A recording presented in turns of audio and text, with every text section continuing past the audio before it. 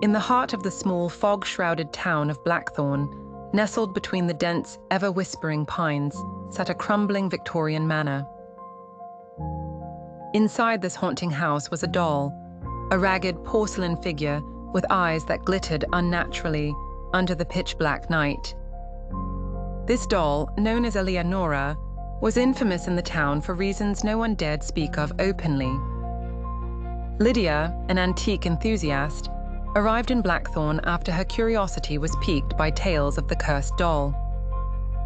Driven by a fascination with the arcane secrets of the past, she found herself at the doorstep of the Rutherford estate, the manor's off-hinged front door bemoaning her arrival with an eerie creak.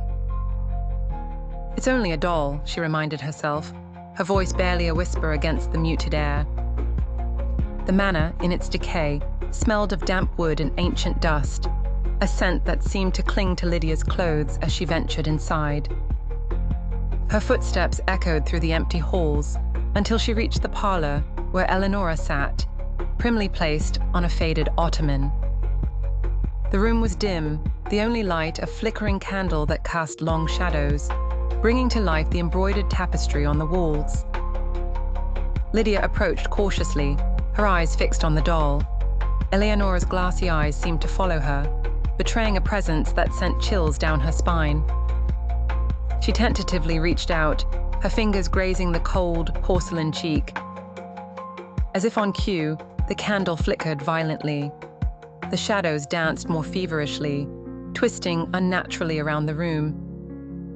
Lydia drew her hand back, startled, half expecting the doll to leap into action.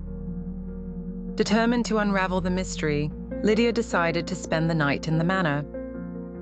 She set up a small camp in the adjacent library, where the scent of old books blended with the perfume of night jasmines creeping through the broken windows.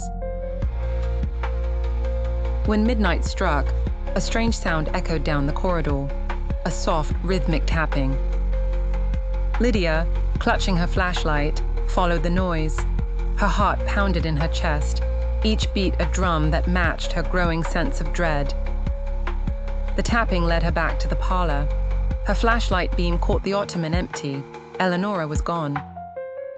Panic set in as she scanned the room, only to find the doll had moved to a chair by the window, its head turned slightly as if gazing outside.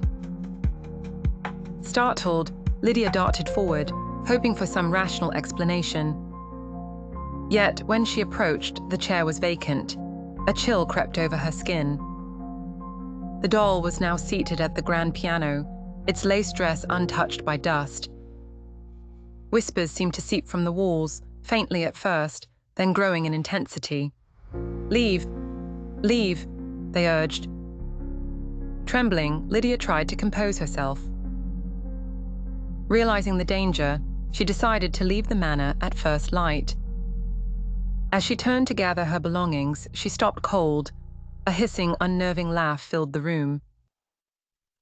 Eleonora sat on the bookshelf now, her head cocked to one side as if mocking Lydia. In an act of desperation, Lydia grabbed the doll, intending to rid herself of its curse once and for all. But as she held it, she felt a powerful surge. Visions of past owners flashed before her eyes, each one lured by the same curiosity, ultimately driven mad. She let out a cry, dropping the doll. It shattered into fine porcelain pieces, each fragment seeming to wail as they hit the ground.